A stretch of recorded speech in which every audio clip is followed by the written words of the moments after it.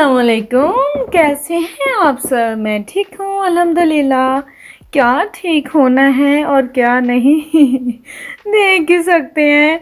ये होता है हाल जिस घर में होते हैं क्यूट क्यूट से बच्चे और वो अपनी क्यूटनेस इस तरह से दिखाते हैं। ये देखें जी, फिर कहते हैं मम्मा डांटती हैं। मम्मा ऐसे वैसे थोड़ी डांटती हैं।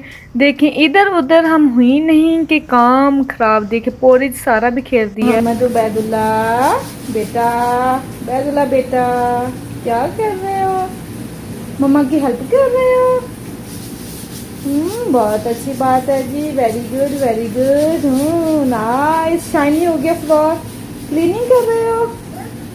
क्लीनिंग कर रहे हो? ऐसे होते हैं छोटे छोटे किड्स के छोटे छोटे से काम अब इसको सारा मैं क्लीन करूँगी क्योंकि जो सारा वो वेस्ट हो गया है पोरीज। और इसके साथ ही वो क्लीन वगैरह किया है क्योंकि इंशा को ड्रॉप वगैरह कर दिया था स्कूल। उसके बाद फिर मैंने सोचा कि आज ही चूल्हे को थोड़ा सा क्लीन कर लेती हूँ, स्टोव को, क्योंकि थोड़ा सा डीपली क्लीन करने वाला था और इसको थोड़ा सा टाइम देने की ज़रूरत थी। तो ये नाइफ़ नहीं है, ये जैम नाइफ़ के साथ मैं इसको थोड़ा सा अंदर से क्लीन कर रही हूँ क्योंकि अंदर ये ग्रीस वगैरह की वजह से, ये चाय वगैरह की गिरने की वजह से ना वो अंदर से जम जाता है, स्टुक हो जाता है। तो इसलिए अच्छे से क्लीन करना है। जिसके साथ ही जो तंग हो जाती हैं इसको साफ़ करने वक्त, तो उसके लिए एक हैक है और एक ट्रिक समझ लें, वो शेयर करने जा रही हूँ। बहुत ही ज़बरदस्त है, 100% वो वर्क करता है और अभी आपको दिखाती हूँ कि वो क्या है। जी यस, वो है जी हेयर ड्रायर और ये बेहतरीन काम करती है।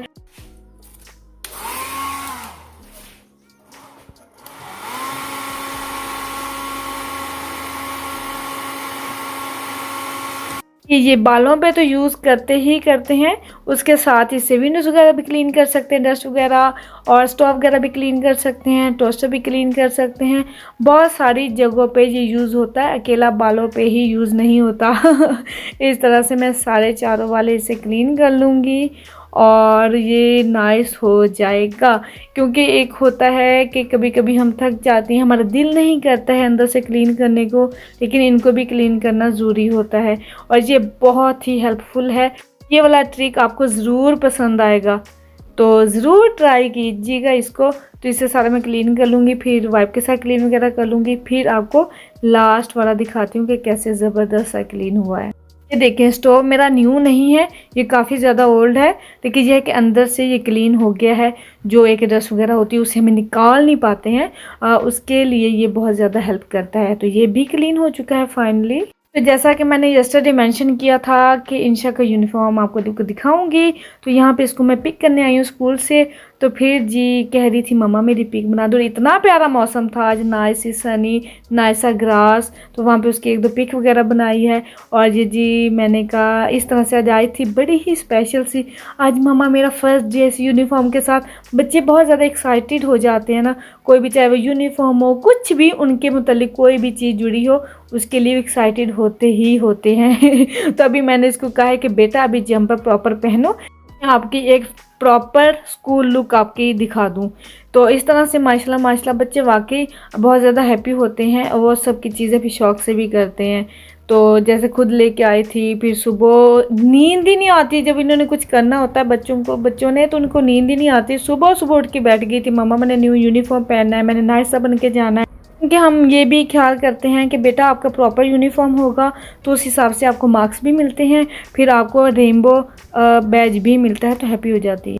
जी जल्दी जल्दी से घर आई क्योंकि किसी मैन ने आना था और उसने जो हमारा लैंडलाइन फ़ोन है उसका प्रॉब्लम चल रहा था और वो काफ़ी ज़्यादा डिस्टर्बेंस दे रहा था और साथ में बहुत ज़्यादा ट्रबल भी दे रहा था।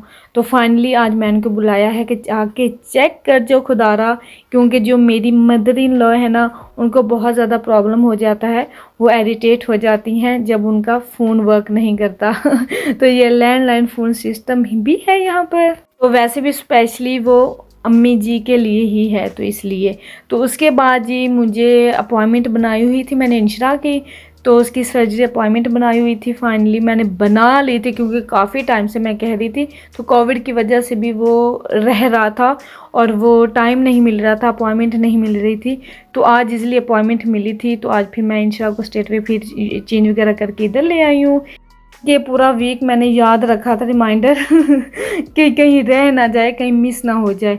तो आज भी ले आई हूँ। ये है जी हमारा बर्कबी हेल्थ सेंटर, इसको सर्जरी बोलते होते हैं यहाँ पर, क्लिनिक नहीं बोलते हैं, वही है। लेकिन ये जी फ़ोन नंबर 519911। Easy busy. तो अभी अंदर जाती हूँ, रिसेप्शन पे बताऊँगी, तो फिर वेटिंग एरिया में वेट करेंगे। और आपने यकीन नहीं करना है कि मुझे याद ही नहीं कि मैं लास्ट टाइम कब आई थी, क्योंकि सालों साल मुझे हो जाते हैं। माशाल्लाह माशाल्लाह, शुक्र है अल्लाह की ज़ात का। मुझे जहाँ तक याद है, मैं जब प्रेग्नेंट थी तब मैं आती थी यहाँ पे। उसके बाद आई थी जब उबैदुल्ला को 1-2 दफ़ा, जब 2-3 दफ़ा शुरू में चेकअप करते हैं तब आई थी। उसके बाद मैं आज आई हूँ सीरियसली। मीन उबैदुल्ला माशाल्लाह 2 ईयर का हो गया है और आज मेरा राउंड लगा है, वो भी इंशा का चेकअप करवाने के लिए, इसलिए। Guys, I'm gonna like cross there. Let's see if that opens. Okay go. But I'm gonna do